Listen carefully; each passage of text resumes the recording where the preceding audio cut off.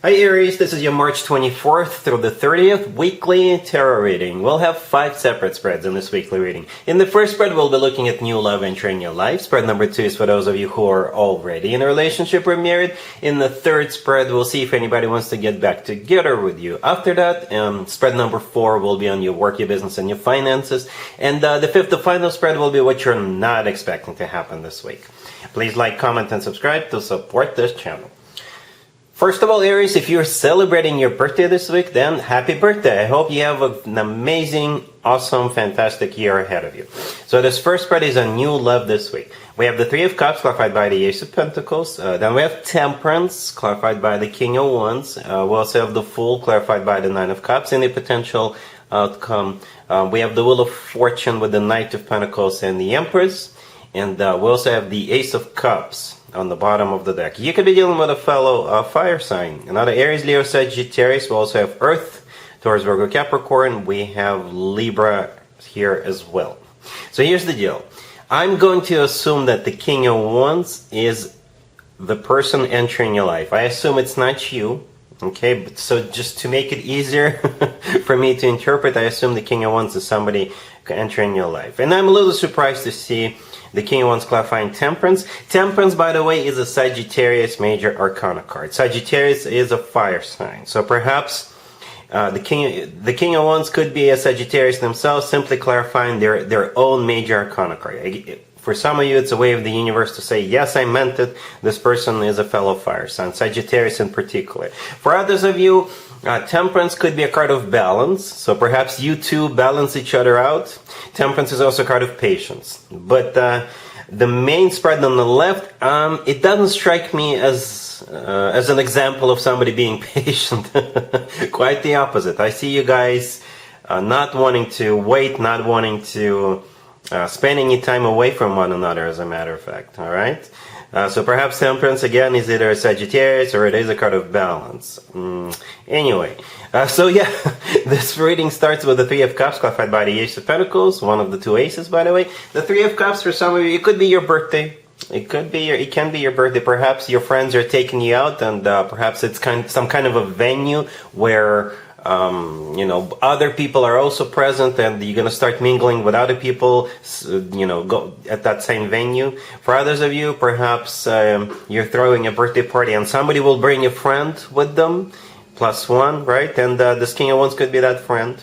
And the Three of Cups could be any other type of a celebration. Absolutely any type of a celebration. It could be a concert, a game, show, what have you. And it's clarified by one of those two aces, right? The Ace of Pentacles. And it's not just any ace, it's the Ace of Pentacles, a life-changing ace. It's golden opportunity, once in a lifetime opportunity, right? It's not a page, it's not a knight, it's not just any ace, it's the Ace of Pentacles. No disrespect to other aces, especially to the Ace of Cups, because it's also here on the bottom of the deck. You see that? So that ace is all about love. True, genuine, authentic love. Right, then we have Temperance, clarified by the King of Wands. We already talked about it. And in the middle, at the end of the main spread, we have the Fool, clarified by the Nine of Cups. The Fool is actually one of your major arcana cards, Aries, right? And at the same time, it's a card of just going for it, feeling footloose. It's a card of feeling like a breath of fresh air. With the Fool card, we don't hesitate, we just jump right in. Not because you're reckless, but again, it kind of feels like the two of you will vibe on the same level from the get-go, from the very beginning, right? And as a matter of fact, as I was clarifying the Fool, I simply asked how will Aries feel about this encounter, how will Aries feel about what's going on, and the Nine of Cups showed up. The Nine of Cups is a card of satisfaction and fulfillment. It's also a card of a wish come true. So I think it's going to put a huge smile on your face, this whole situation. Right? In the potential outcome, however, we do have the Wheel of Fortune with the Knight of Pentacles and the Empress. This is where things get more stable, more mature, more long-term oriented. Don't get me wrong, there's nothing wrong with the spread on the left. It's like such a fire sign reading. But in the potential outcome, this is where the two of you start talking long-term, start talking about like buying something together, moving in together, starting a family together. That's what those three cards kind of sort of represent together, right? The Wheel of Fortune is another Sagittarius card, by the way. The Wheel of Fortune could be interpreted as many different zodiac signs. Sagittarius is one of them. But it's also a start of a new cycle, you know, taking it to the next level and starting a cycle on the next level up. It's like a very fortunate card, hence the name Fortune in its name. The Knight of Pentacles is the most long-term oriented knight out of all 4 knights. It's also the most financially abundant knight out of all 4 nights. It's the slowest night out of all 4 nights, but at the same time it's the most stable and grounded night. This is where the two of you will be like planting roots, you know, starting a family, you know, strategizing, planning. And the Empress right next to the deck is a fantastic card to have. I assume that's you. Alright, we assume the King of Wands is somebody entering your life, and I assume the Empress, that would be you. It is a card of a spouse figure, wife figure, mother figure, okay? In general, the Empress is abundance in its purest form. It's a card of somebody who is loved, cherished, and taken care of, and somebody who is being put up on a pedestal. Alright, so yeah, looks awesome. A lot of fun together. I think you guys will match, will vibe right away from the get-go, and then the two of you can start making future plans together. Alright, really happy for you, Aries. Congratulations.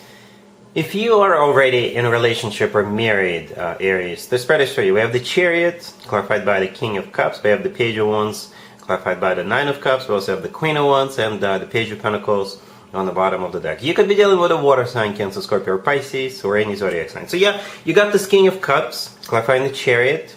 Could be a water sign, Cancer, Scorpio, or Pisces, or somebody with some major water placements in their chart. If they're not a water sign, they're simply your person, your love interest. The King of Cups is all about love, you know. Now, the Chariot is a Cancer major arcana card, so perhaps this person is a Cancer, or the Chariot is a card of transportation. It's also a card of literally just simply going somewhere. It's a card of victory and success. We got a couple of pages on the table. Pages could be children. Pages could be children. They could be your children, somebody else's children. One of them could be your kid. The other one could be somebody else's kid. But if children are out of the question, then the Page of Pentacles could be like buying a ticket to go somewhere. The Page of Pentacles could be a present for your birthday if you're celebrating. The Page of Wands could be a card of communication.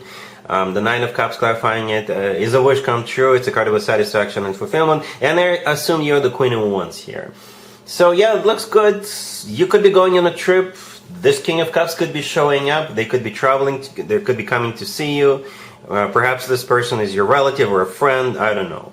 And they could be just messaging you and letting you know they're going to be stopping by, or they're going to be coming over, or something like that. Some of you could get a car for your birthday or trip. You could go on a trip together. Looks good. Looks good. I don't see you being sad about this. No, I don't see that. All right? Cool. Let's see if anybody comes back from the past for you, Aries, this week. Keep in mind, it doesn't have to be the most recent ex. We have the Devil, clarified by the Five of Cups. We have the Six of Swords, clarified by the Wheel of Fortune. Then we have the Lovers, clarified by the Ace of Cups and the Sun.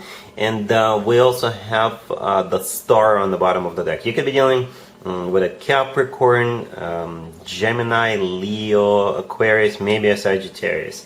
Well, Aries, here's the deal. Very symbolic reading. Very symbolic reading. And I don't usually clarify this much. I barely ever clarify the same card twice, but I did it for you.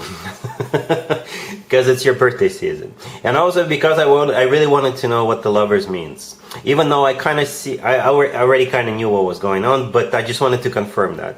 It's most likely a reconciliation, Aries. Doesn't matter what the person's zodiac sign is. Even though the Lovers, the last card that came out is a Gemini card, and the Sun is a Leo card. Right?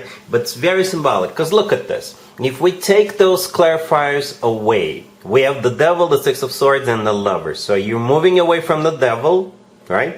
The Devil is the first card, then the Six of Swords is a card of moving. Not necessarily literally moving, for some of you it is, but the Six of Swords is a card of an improvement. And you're moving towards the Lovers. The Devil and the Lovers could be interpreted as a dark and a light side of the same thing, right? Because if you take a closer look, you will notice that the Devil and the Lovers are very similar cards. Very similar cards, right? In both of them, there are two people in the bottom, right? In the Devil, there are two people, And in the Lovers, there are two people. And in both cards, there is someone presiding over them, right? And the Devil, it's the Devil. In the Lovers, it's Archangel Michael or deity, right? So for you moving out of the dark towards the light, if that makes sense. All right, and the Sun, clarifying the Lovers, is the light, right? It's the brightest object in the sky, right? And the Sun is the happiest card in the deck, and the Ace of Cups is all about love, true, genuine, authentic love, right? The Devil is clarified by the Five of Cups. The Five of Cups is always to do with the past. It's a card of grief, regret, and disappointment, right? The Devil could simply be a Capricorn you're dealing with, right? But I think like I said, it's very symbolic that the Devil came out first, then the Six of Swords moving away from the Devil, right, towards the Lovers. Okay, the Wheel of Fortune clarifying the Six of Swords. For some of you, somebody's literally moving, like literally coming your way. All right, and at the same time, the Star on the bottom of the deck is a card of healing. All right, it's also an Aquarius card, but it is a card of healing. Perhaps. With the Devil card is also a card of like addictions. It's a card of toxic behavior, bad behavior, right? The Devil is a card of like bad attachment, you know, that type of energy. With the Lovers, it gets pure. You're moving away from that toxic crap towards something pure with the Lovers. Okay, so I think it's a reconciliation. I really like the Ace of Cups and the Sun clarifying the Lovers. Okay, I hope this makes sense. All right, cool. Let's talk about your work, your business, and your finances this week, Aries. We have the Two of Wands, the Emperor. Then we have the Wheel of Fortune, clarified by the Ten of Pentacles. And we also have the Seven of Cups on the bottom of the deck. It's a pretty straightforward reading, Aries. However, there's a little catch. You will have a choice to make. You'll have a choice to make. Okay, some of you could be maybe buying a home or something for your home or something for the family, okay, which could be a home, right? But yeah, we start with the Two of Wands, and on the bottom of the deck we have the Seven of Cups. So options, you're going to be looking at options, multiple options, two or more, okay? The Emperor in the middle, that's you, that's your major arcana card. So this is you who's looking at options. You're not one of the options. You're looking at options. Okay? And at the end we have the Wheel of Fortune clarified by the Ten of Pentacles. The thing about the Wheel of Fortune, you need to know. First of all, it is a positive card overall, in general, right? It could be like a very fortunate turnaround, very fortunate purchase. But it's also like a card of maybe going somewhere, and it's a card of starting a cycle, but since we have so many freaking retrogrades going on. It could be the Wheel of Fortune is a restart of something, or a revisit, or doing something again. Okay, not for everybody, but for some of you. So just keep that in mind, right? With those retrogrades, the Wheel of Fortune could be a restart or a repeat of something. Okay, anyway, but it's clarified by the Ten of Pentacles, which is a freaking amazing card. It's a card of home, like literally real estate. It's a card of financial abundance. It's also a card of a family. Okay, so at the end of the day, you will zero in on one of the options and execute. All right? Cool.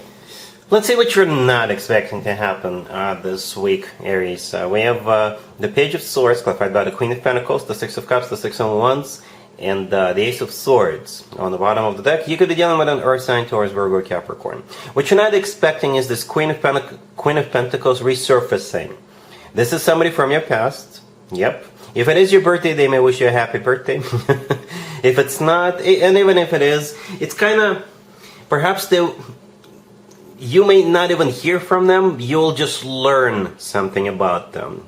Okay? Or for most of you will be hearing from them. And it's like really pleasant encounter and very victorious encounter, right? There's going to be a conversation with that Ace of Swords, very straightforward, very direct conversation or communication, or maybe the Ace of Swords is the Ace of Truth. It's also the Ace of Clarity. So maybe the two of you need to clear things up, right? The Page of Swords that the Queen of Pentacles is clarifying, it is a message. It could also be a child, perhaps, for some of you. The Page of Swords is also a card of just coming across information. Okay, the Six of Cups in the middle is a soulmate card, but it's also a card of someone or something from the past. So I assume that you already know this Queen of Pentacles. And the Six of Wands right next to the deck, it's a card of attention, it's a card of victory, success, right? So for some of you, you'll learn that this Queen of Pentacles is doing much better financially or what have you, right? For others of you, this Queen of Pentacles can resurface and come chasing after you.